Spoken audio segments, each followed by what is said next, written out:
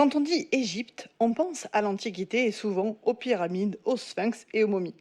Et qui dit momie dit soit personnage flippant de films fantastiques, soit corps momifié plutôt bien préservé. Or, ces deux images sont très éloignées des premières momies égyptiennes.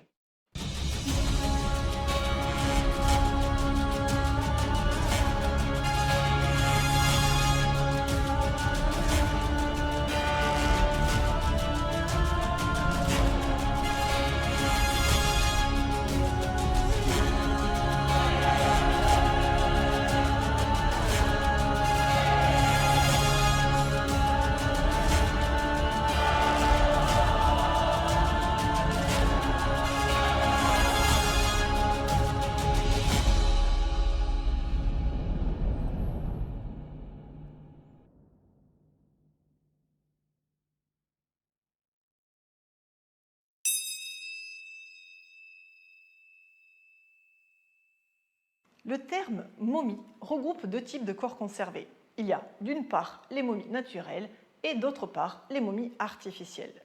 Les momies naturelles sont des cadavres qui se sont spontanément momifiés grâce à la conjugaison de plusieurs facteurs environnementaux comme un climat chaud et sec, un lieu d'inhumation aride et la présence de sable.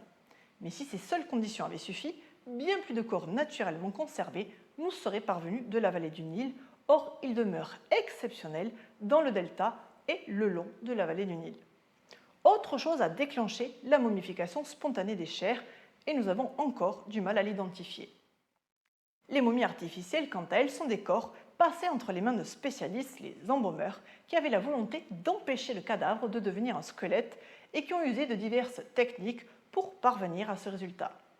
Les premières momies égyptiennes sont donc logiquement des momies naturelles. La plus connue d'entre elles est celle de Ginger, un homme inhumé dans le cimetière de Gebelein à l'époque prédynastique. Qu'en est-il des momies artificielles ?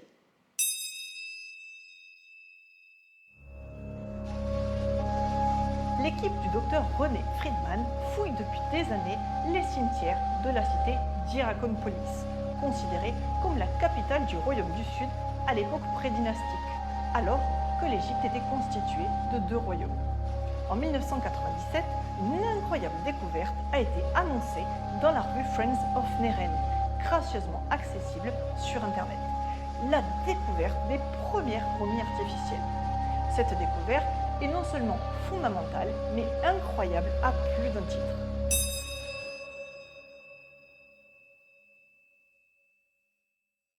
Vous le savez, Toutankhamon n'a pas vocation à surfer sur les supposés mystères de l'Égypte ancienne. Mais comme je l'ai déjà dit, notamment dans la vidéo consacrée aux étrangetés relevées sur la momie de Toutankhamon, il existe bel et bien de vrais mystères.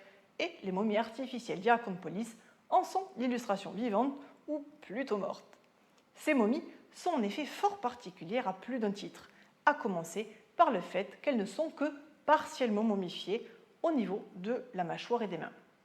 Ces momies furent inhumées vers 3600 avant Jésus-Christ, à une époque où l'écriture n'existait pas encore.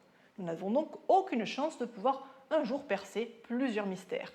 Pourquoi seulement ces parties du corps et pas l'ensemble du cadavre ? Pourquoi la mâchoire et pas la tête ? Pourquoi les mains et pas les pieds ? Autant de questions qui resteront malheureusement sans réponse. Et ce n'est pas la seule étrangeté de ces momies, car deux autres mystères demeurent.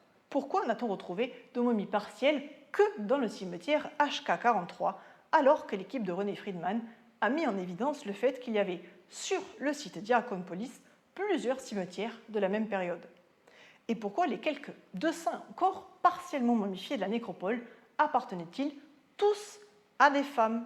Oui, en effet, seulement des femmes ont été partiellement momifiées. Aucun homme ni enfant n'ont subi ce procédé primitif de conservation des corps.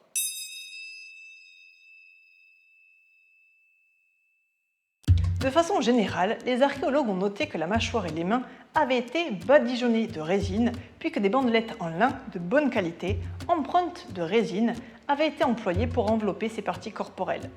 Parfois, des paquets de tissu ont été utilisés pour rembourrer la mâchoire et les bras, avant que du lin plus grossier ne soit généralement utilisé pour envelopper l'ensemble du corps. Dans la tombe numéro 71 de cette nécropole fut inhumée une femme âgée d'environ 20 à 25 ans.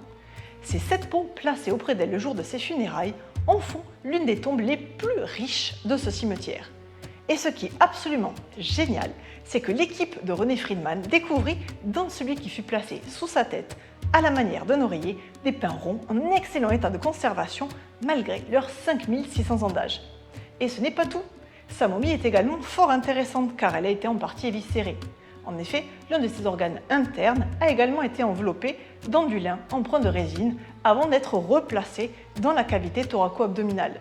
Cela suggère donc que déjà à cette époque, les Égyptiens ont commencé à songer à l'idée du procédé d'éviscération des corps.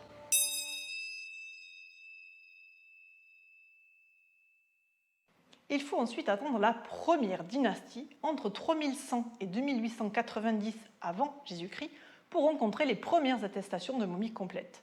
Toutefois, la momification reste très médiocre car les embaumeurs n'ont pas encore acquis la combinaison des méthodes permettant au corps momifié de tenir dans la durée. On en a ici un exemple avec le bras momifié du roi d'Aisne. Seuls les restes de peau et de résine permettent d'affirmer que le souverain fut bel et bien momifié. Les tâtonnements des embaumeurs seront nombreux avant d'atteindre leur apogée au Nouvel Empire. La momie du beau-père d'Amenhotep III, le noble Touya, en est la parfaite illustration. Si t'es toqué l'Antiquité, t'as qu'à liker tout en K-Tube.